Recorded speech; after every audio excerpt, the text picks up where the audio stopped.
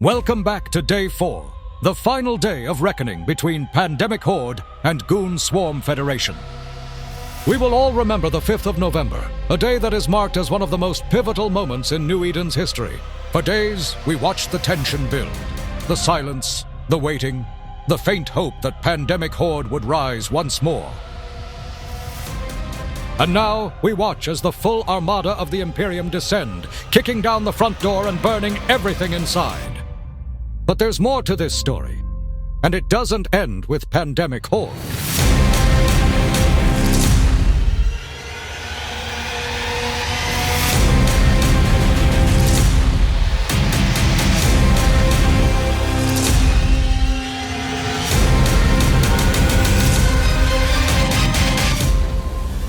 Months ago, the Imperium declared war on Pandemic Horde, flooding systems with supers and armadas, running crab beacons on enemy keepstars, and turning structures into ash wherever they went.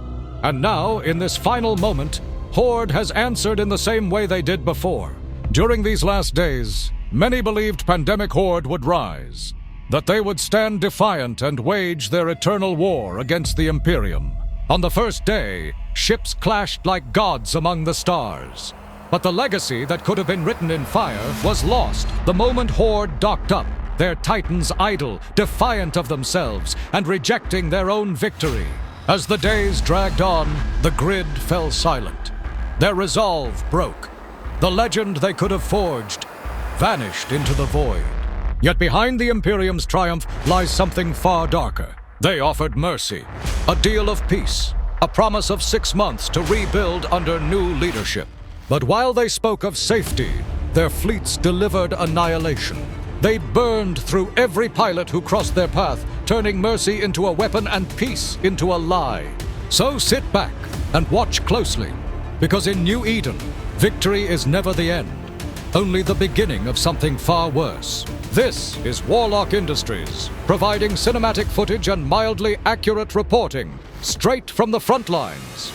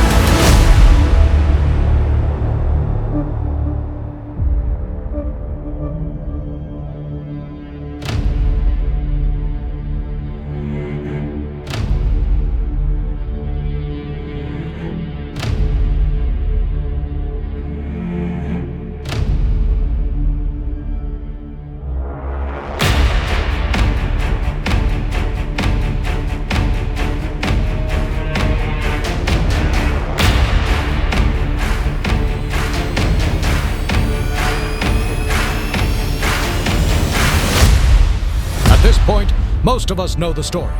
The leader of Pandemic Horde announced his resignation and retreat.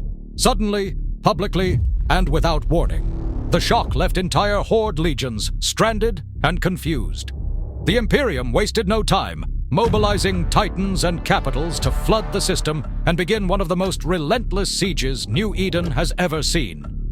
Because at that moment, the Imperium gave no hesitation with cutting off their privilege to run. What followed was a hell camp like no other. Thousands of pilots on rotating shifts, endless bubbles covering every exit, supply ships weaving through fire to keep the fleets alive.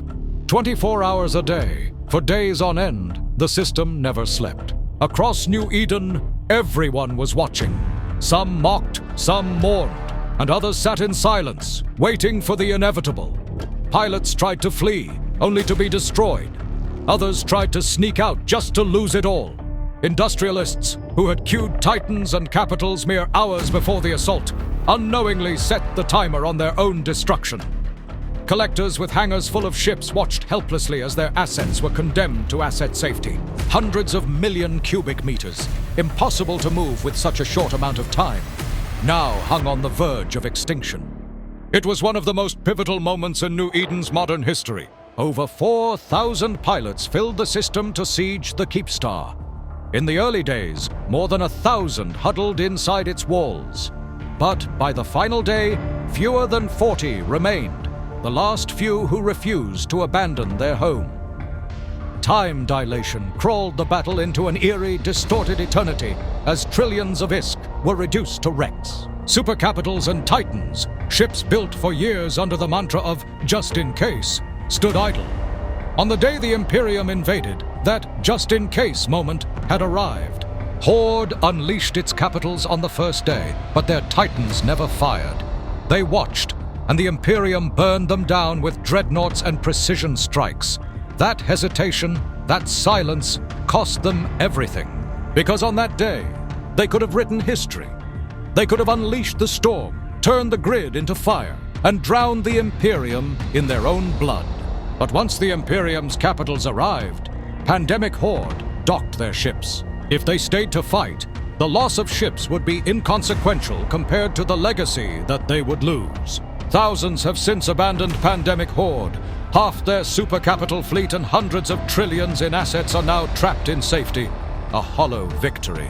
And though Horde may have dug its own grave, the Imperium helped fill it. With a new leader, they offered peace, yet delivered devastation. They promised safety, yet left no survivors. Their victory came not from honor, but from annihilation. What happens next? No one knows. But one thing is certain.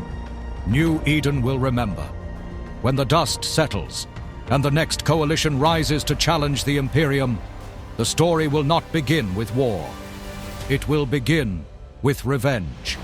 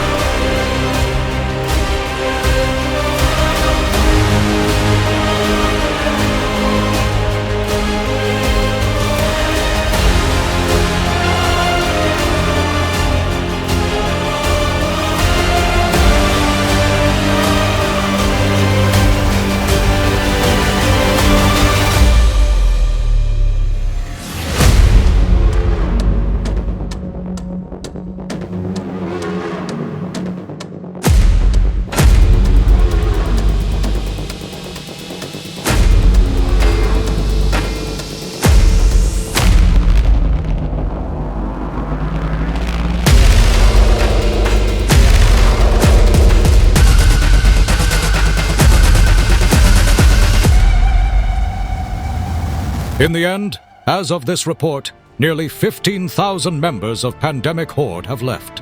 Over 5 trillion ISK has been destroyed on grid, with more losses still to come. The drone lands are being glassed, their structures wiped from existence, and the future remains uncertain. But not all stories end in darkness. Recently, a charity stream united pilots across New Eden, a 24-hour event that raised over $10,000 and 750 billion ISK in giveaways. If there's one thing this universe proves time and time again, it's that even in chaos, we can set aside our differences and come together for something good. What will become of Pandemic Horde? Only time will tell. New Eden is vast, full of stories waiting to be written and opportunities waiting to be taken. This is Warlock Industries, providing cinematic battles and mildly accurate reporting.